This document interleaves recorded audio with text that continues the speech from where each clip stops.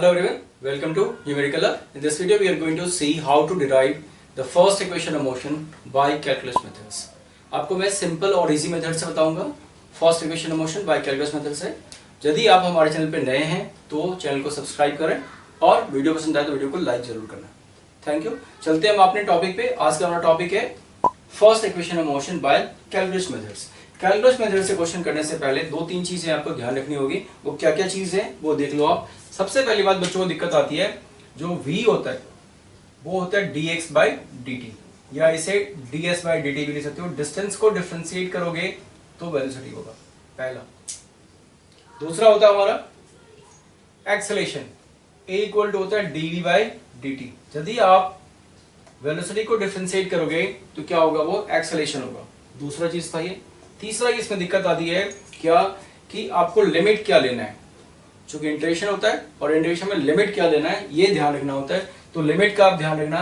Limit यदि आपका time है, क्या लिखा हुआ है टाइम, मतलब dt है, क्या है dt, तो लिमिट होगा 0 से लेके t तक। लोअर लिमिट 0 होगा और अपर लिमिट क्या होगा, t होगा। वहीं पे दूसरा है, यदि आपका वेलोसिटी है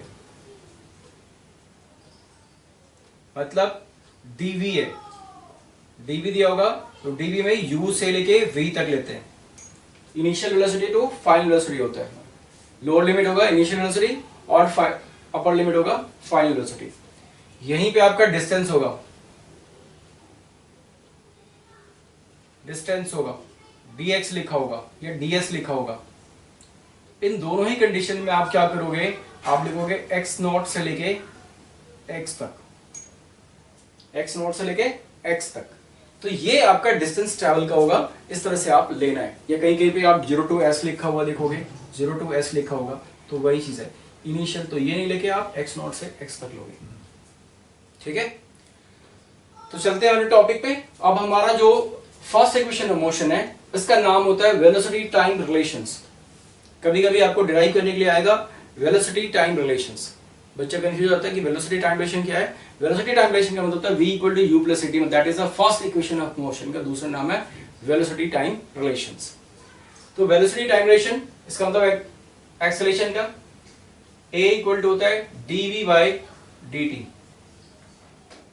वेलोसिटी और टाइम का रिलेशन, वेलोसिटी अपॉन टाइम जो होता है हमारा एक्सेलरेशन होता है, ये हमने लिख लिया। इसको क्रॉस कर देना तो क्या होगा, ये a into dt equal to हो जाएगा dv। चाहो तो इसको सही से लिख लो, नहीं तो यहाँ पे भी लिख सकते हो। हमने क्या करा, इसको dv equal to a into dt लिख दिया। ठीक है, समझ में आ गया। अब इसके बाद इसको इंटीग्रेटिंग वो साइड करना है। इंटीग्रेशन लगाओगे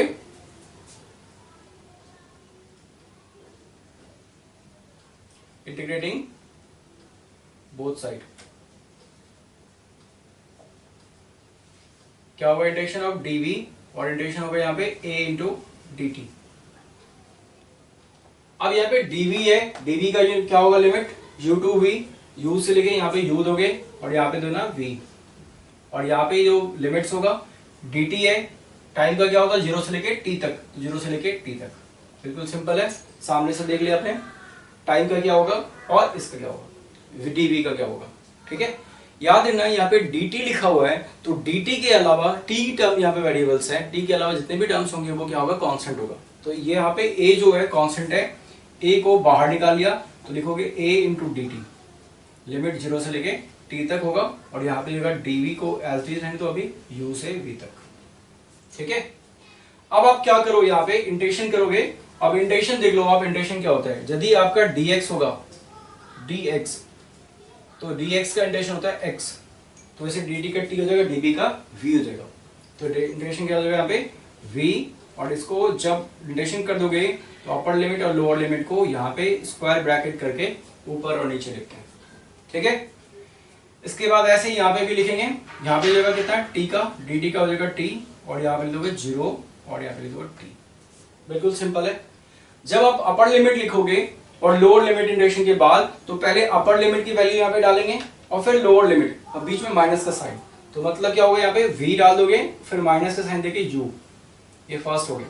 दूसरा हो गया हमारे a, यहाँ पे जगह अपर लिमिट में t और लोअर लिमिट में 0 था, इसको सॉल्व करोगे तो क्या बनेगा ये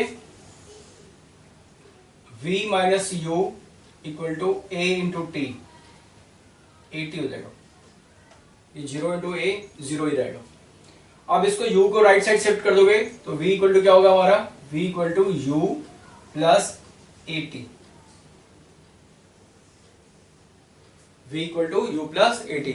ये फर्स्ट इक्वेशन ऑफ मोशन आपका डिराइव हो गया, यही आपको डिराइव करना था हैंड्स टैग। ठीक है, तो ये हो गया आपका फर्स्ट इक्वेशन ऑफ मोशन। और ये कुछ चीजें हैं जो आपको याद करके रखना है, ये तीनों इक्वेशन ऑफ मोशन में आपको काम आएगा। ठीक है।